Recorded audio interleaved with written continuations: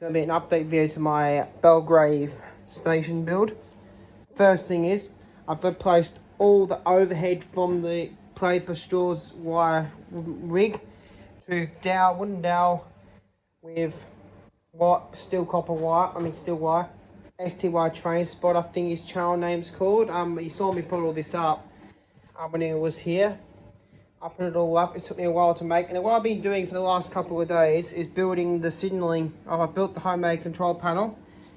What's similar arrangement to what they have at Upper Fairshire to control boiler, but on Upper Fairshire is massive long board with all the switches that control the whole entire section from Fairshire out to Belgrave. There's a control with the proper diagram. There's the switch that controls the signals, and I'm building myself homemade custom signals. I've already built two. The yard signal was going to go somewhere, but facing that way. I've already built the platform 1 signal, which has got a fixed red light and the clear normal speed aspect to it. There's the signal. If I flick signal 56, it goes on green. That's the switch there. You probably can see it through the housing. Now, that's what controls it. I'm going to maybe add interlocking to this with relays to lock that signal at stop when this point is reversed the wrong way. But you'd have that flicked up like that as is now. That is flicked up, and that would clear the signal.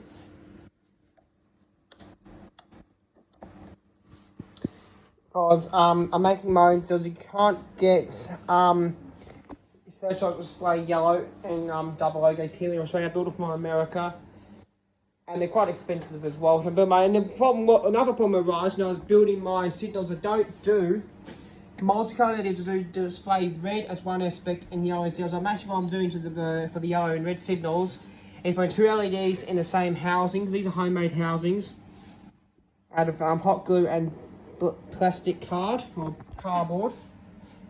And you pick up for about $4 in Big W. And then look at the LEDs. There's 2 LEDs, not 1 LED. So one has 1 LED.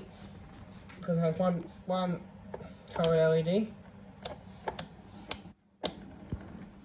Now, what I don't know if Belgrave starter signals displayed caution aspect or approach aspect for these signals when they come into the section. I'm not too sure.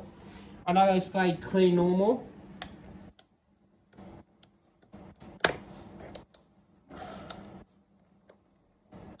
And I know the home signals showed top yellow only with red or yellow on top, and fixed yellow at the bottom, fixed red at the bottom. And the distant signal I'm building is going to be made to show return to medium speed or normal speed warning. So this switch will make go normal speed. No, when you flip this switch, it will show a yellow over red aspect. And when that one gets cleared, it will show a green on the signal with a yellow over green, which reduce the medium speed. That's a control box. I made it up myself. I've been spending the last hour or so this afternoon building this up with all the wiring inside. And this is just running on 6 volts to test the signals, but the signals are rated for, what I'm making them rated for is 12 volts DC. So it's more safer to run, and it will run, and I've got resistors on the legs of the thing. I can only want about 10 minutes before this video, I actually blew the signal head up on that. I had to change the signal head once to a new LED because I blew it up. But ignore what I'm actually doing. I'll show you this. If my mum hasn't moved the LEDs. You actually can get LEDs out of old Christmas lights. So these are Christmas light LEDs.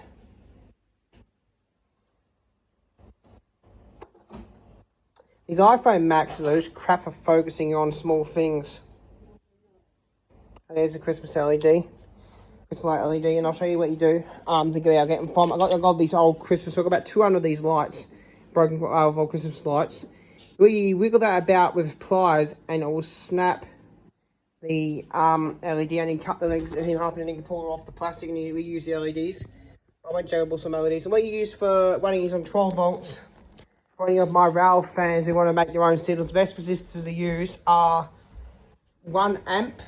No, not 1 amp, 1K resistors like these. 1K, 1K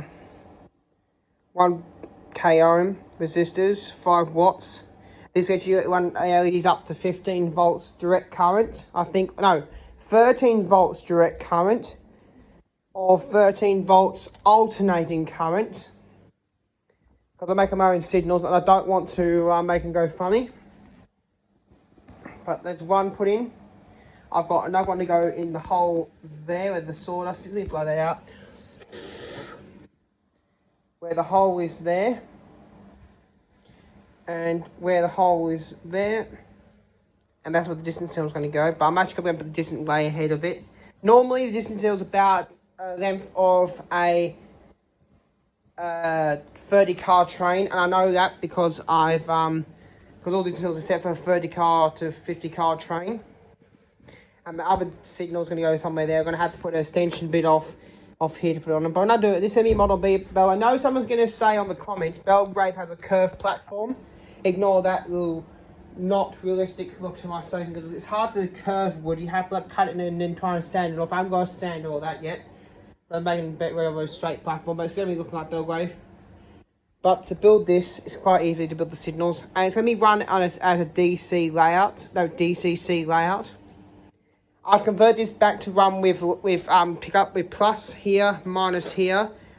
But also this will have plus as well, and then plus will go straight through the panel, straight through the train to the thing, and run the train with the wire as well. Or you can actually just run the electric trains with the panels that look like they're running on electric and just have them think about the track power. That's how my thing so far. Ignore the weird track arrangement. I'm probably going to replace all this grey stuff with track or correctors. I don't think Belgrave has concrete sleepers. I'm going to go back up and have a look.